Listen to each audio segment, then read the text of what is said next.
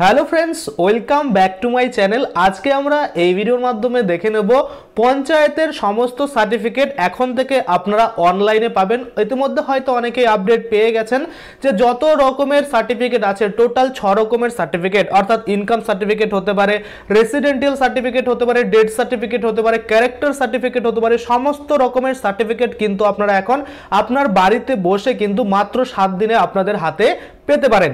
কিভাবে পাবেন? অনলাইনে আপনাদের আবেদন করতে হবে। চলুন এই ভিডিওতে আজকে বিস্তারিত আমরা জেনে নিই যে পঞ্চায়েত সার্টিফিকেট আপনারা কিভাবে বাড়িতে বসে আবেদন করতে পারবেন এবং কতদিন প্রসেস হবে এবং তারপরে আপনার হাতে পেতে পেতে কতদিন লাগবে, কি কি নিয়ম রয়েছে, কি কি ডকুমেন্টস আপনাদের আপলোড করতে হবে, এই যে যাবতীয় তথ্য টোটালটাই কিন্তু আজকে আমরা এই ভিডিওতে দেখে নেব। তো চলুন বেশি দেরি না করে ভিডিওটা শুরু করা যাক। তো প্রথমেই আপনাদের যে কাজটা করতে হবে, পঞ্চায়েত দপ্তরের বা পঞ্চায়েতের যে অফিসিয়াল ওয়েবসাইট আছে, আমি আপনাদের সুবিধার্থে আমার টেলিগ্রামে সেই লিঙ্ক দিয়েছি, আপনারা চাইলে সেখান থেকে গিয়ে কিন্তু ভিজিট করতে পারেন। ওখানে আপনারা যখনই যাবেন দেখতে পাবেন যে পঞ্চায়েতের যে 6 রকমের সার্টিফিকেট আপনারা অনলাইনে আবেদন করতে পারবেন।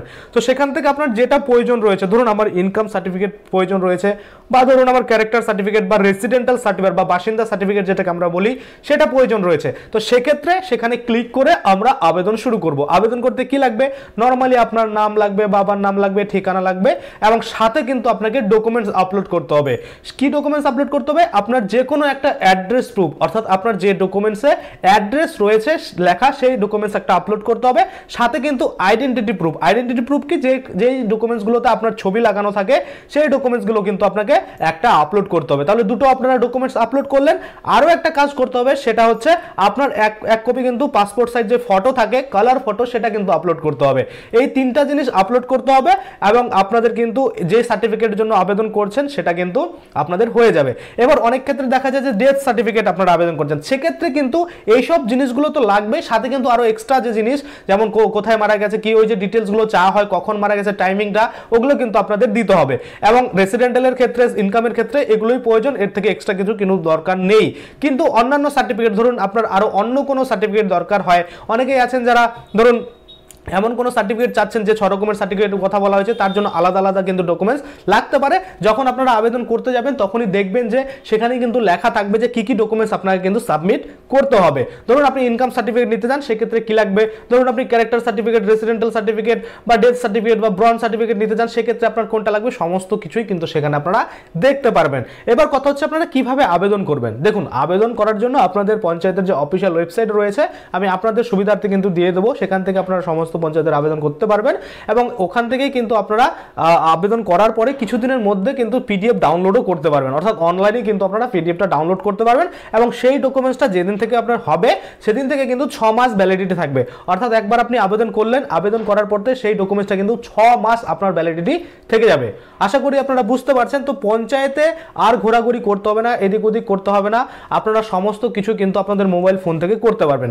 আপনারা যদি আবেদন করতে না পারেন তাহলে অবশ্যই কমেন্টে জানাবেন। পরবর্তী ভিডিওতে আমি কিন্তু তাহলে কিভাবে আপনারা সার্টিফিকেট আবেদন করবেন অনলাইনে সেটাও কিন্তু প্রসেস দেখিয়ে দেবো। একদম ইজি প্রসেস আছে, আশা করি কাউকে দেখাতে হবে না।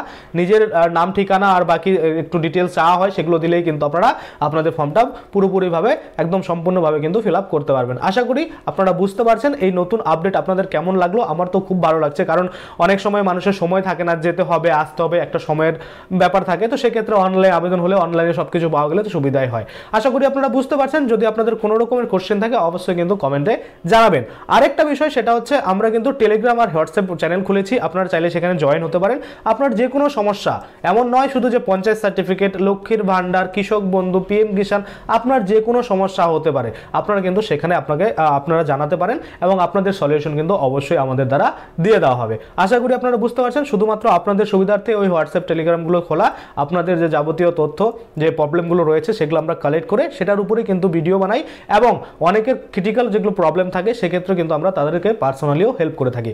অবশ্যই আপনারা টেলিগ্রাম গ্রুপে যুক্ত হয়ে যাবেন এবং হোয়াটসঅ্যাপ গ্রুপ রয়েছে সেখানেও আপনারা যুক্ত হতে পারেন। চলুন, তো আজকের জন্য ভিডিওটা এখানেই শেষ করবো। যদি ভিডিওটা ভালো লাগে অবশ্যই একটা লাইক করে দেবেন। যদি আমার চ্যানেলে প্রথমবার ভিজিট করে থাকেন, নিচে একটা রেড কালার সাবস্ক্রাইব বাটন দেখবেন, ওখানে ক্লিক করে সাবস্ক্রাইব করতে পারেন। আর সাথে যে বেল আইকনটা রয়েছে ওখানে ক্লিক করে বেল আইকনটা এনেবল করে দেবেন। তাতে করে কি হবে, যখন আমি এই ধরনের কোনো ভিডিও বানাবো সেটার যে নোটিফিকেশন সেটা কিন্তু আপনার কাছে পৌঁছে যাবে। ধন্যবাদ।